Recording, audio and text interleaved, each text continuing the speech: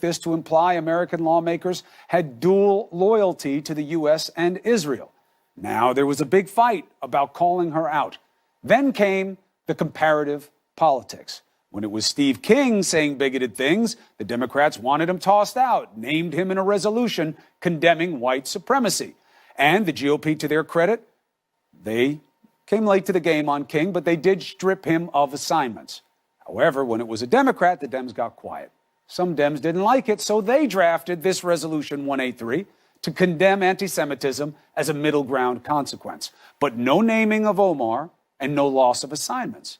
They argued that King has been saying this stuff for years, so he deserved worse, though Omar had made statements like this before. This should have been simple. Either people who say ugly things get called out or they don't. Then, the Congressional Black Caucus and the Congressional Progressive Caucus didn't like the res being suggestive of only what Omar said. This president's vitriol had to be included. So they included Islamophobia and white supremacy, whereasing, you know, those paragraphs, whereasing instances that were clear references to the president. And then on top of that, Speaker Pelosi said this. I thought the resolution should be enlarge the issue to anti-Semitism, anti-Islamophobia, etc., anti-white supremacist, and that it should not mention her name. And that's what we're working on, something that is one resolution addressing these forms of hatred, not mentioning her name, because it's not about her. It's about these forms of hatred. So what started out as a reaction to Omar was now not about Omar. Pelosi went even farther, saying that the comments that prompted the resolution against anti-Semitic speech were not intended by Omar to be anti-Semitic. So now the only people named in the dozens of graphs of whereases are Dr. King for teaching us that persecuting any American is attacking the freedom of all, and a selective list of other victims of bigotry, in a resolution that was supposed to be about calling out the offenders, not a recitation of the victims. The process and what some members of the GOP Freedom Caucus saw as apparent hypocrisy led to 24 Republicans refusing to vote for a resolution condemning intolerance. Small irony, Steve King voted present. That means he wouldn't take a position. King not wanting to vote on the resolution or take a position is the only part of this that makes sense. This is why so many of you are turned off. This should have been easy, but nothing is easy these days. Can't call out your own because the other side is worse. Can't call out one problem without others getting the same attention, even though they were not involved in the instance that was supposed to be addressed. And we can't get the right and left to come together, even to say we should not hate on minorities.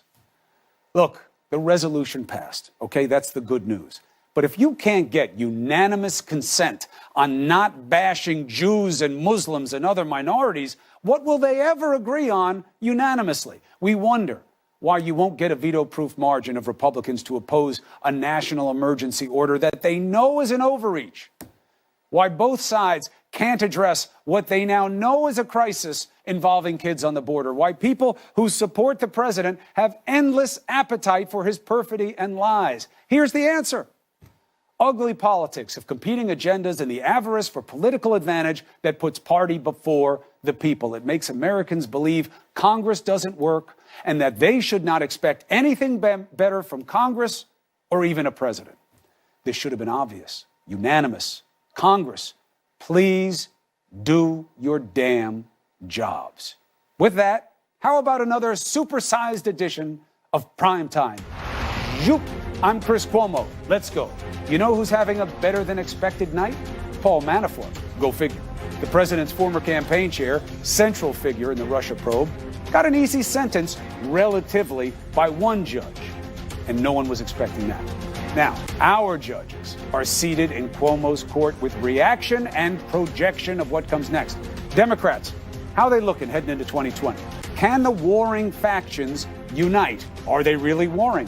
Where does a Democrat in a deep red state stand on all of the apparent tumult in their party? Does he see a path together. We're going to be bringing in Senator Doug Jones on exactly that. And we got a Joe Biden alert.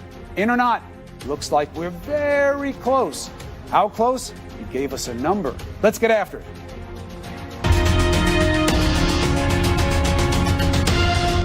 Paul Manafort may not spend the rest of his life in prison, even though that's what Mueller asked for. He got a sentence far less than the 20-something years they wanted. He got 47 months and credit for time served, knocking it down to just about 3 years, maybe even less with special programs once he gets in. He still faces a lot of time from a judge next week in D.C., but this is no doubt a victory for him relatively. So let's bring in Cuomo's court with Neil Katyal and Harry Litman. Gentlemen, thank you. Thanks. Neil, am I wrong? I'm saying Manafort got it easy. I know there was a day when this kind of time for these types of charges were seen as harsh, but when they were asking for a quarter century, 4 years seems like pretty good.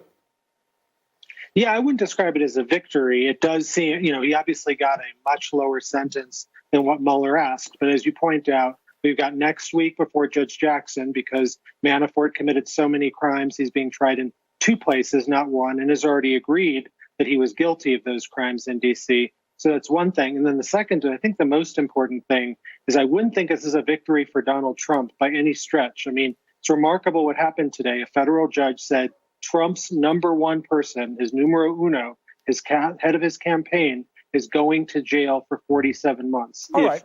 If Obama's, top person went to jail even for 1 day, David Plouffe or David Axelrod or something like that, we'd still be hearing about it like 8 years later. We're hearing about it even though it didn't happen. Now, Harry, the point Exactly. is that all of this stuff, while legal, has a political coloring of it as well. And the Republicans are saying this is proof that Mueller was overreaching and he just doesn't have what they think he has.